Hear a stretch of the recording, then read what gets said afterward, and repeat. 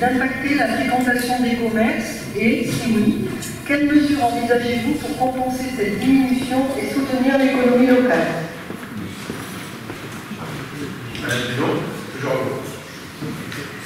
Oui, merci. Donc, effectivement, le stationnement en centre-ville est un sujet sensible, et nous le savons. Donc, rappelons que la ville est engagée dans un processus global de revitalisation de son cœur de ville, avec la monte de la ville dans cet objectif de revitalisation du centre-ville. Voilà, donc, en conclusion, donc, une politique globale et cohérente avec à la fois une action.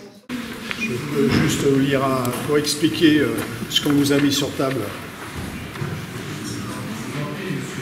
Notre collectif savoyard contre la répression et contre les discriminations a décidé d'aller à la rencontre des conseils municipaux pour les inviter à rejoindre l'appel européen « Nos villes, nos voix » pour le droit de vote de toutes les résidentes et résidents de nos cités. Nous sommes présentes et présentes ce soir car l'emploi de la démarche préconisée de demande d'intervention citoyenne n'a pas fonctionné et que la remise à un élu de votre majorité de l'appel en question nous a valu, après relance, une réponse laconique telle qu'on vous écrira. En conséquence, nous vous demandons de prendre connaissance du texte déposé devant chacune et chacun d'entre vous ce soir et d'inscrire à l'ordre du jour du prochain conseil municipal l'examen d'une délibération d'un vœu, c'est lui qui déciderait, en faveur du droit de vote de toutes les citoyennes et les citoyens de notre cité. Voilà.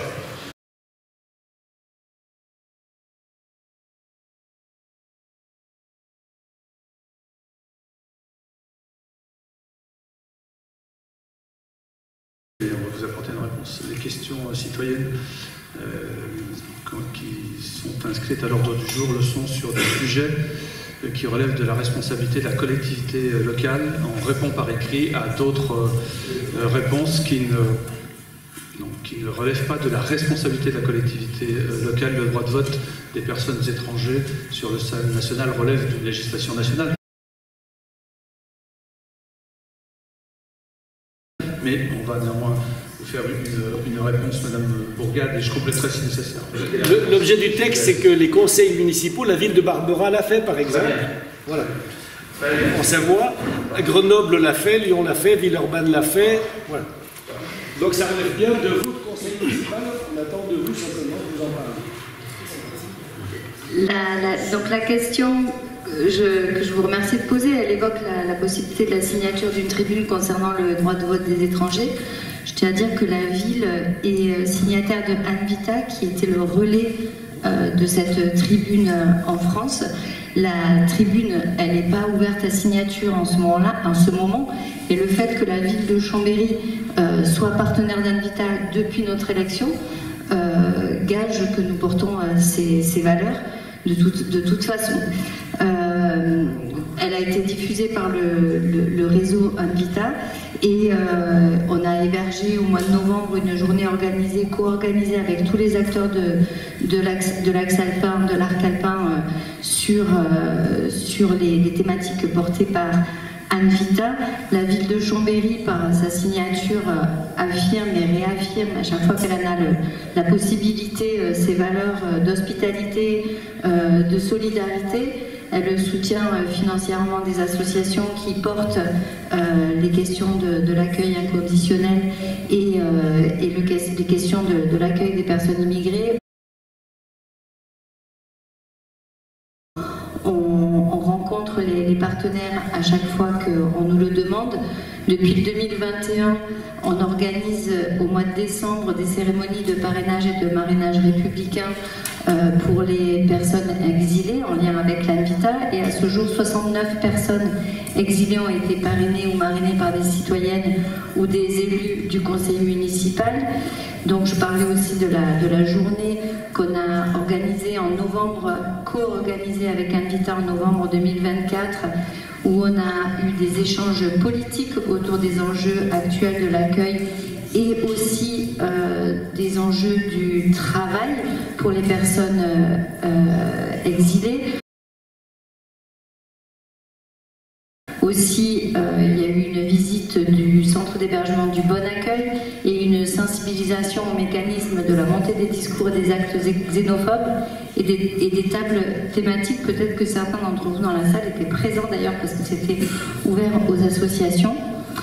Donc la ville de Chambéry continue à co-organiser Migrants Scène, à apporter des actions dans le cadre de la quinzaine de l'égalité, à créer un conseil de la laïcité en 2022 pour que les questions de laïcité, de diversité, de conviction ne nous divisent pas mais portent de la cohésion à Chambéry. Et d'ailleurs on a reçu un prix de la laïcité récemment. Donc voilà, juste pour conclure, que la ville de Chambéry porte les valeurs dont vous nous parlez et on est, enfin il n'y a pas de sujet, quoi. On est dessus. Merci. Merci.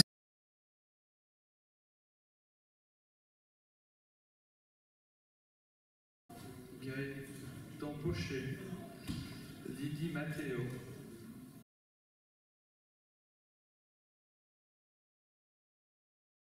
Le droit de vote, enfin, qu'on nous promet, qui était le serpent de mer de la gauche depuis plus de 50 ans, que ce droit de vote soit enfin acquis, ce qui serait quand même une mesure d'équité. La réaction, c'est qu'on nous a répondu à côté du sujet, puisqu'on nous a dit tout ce que la ville faisait qu'on ne conteste pas. La ville fait effectivement plein de choses pour les étrangers, pour les accueillir, on ne conteste absolument pas ça, mais l'objet de notre démarche ce soir, c'était pas celui-là.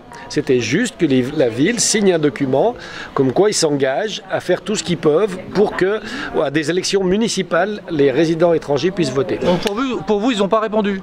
Ah non, à la demande précise qu'on a faite, non. Alors peut-être qu'on peut, je ne sais pas s'ils ont lu le document avant, on leur a envoyé, ils l'avaient depuis un mois, hein. Mais je ne sais pas s'ils ont pris la peine de le lire avant, mais non, ils n'ont pas répondu à la question.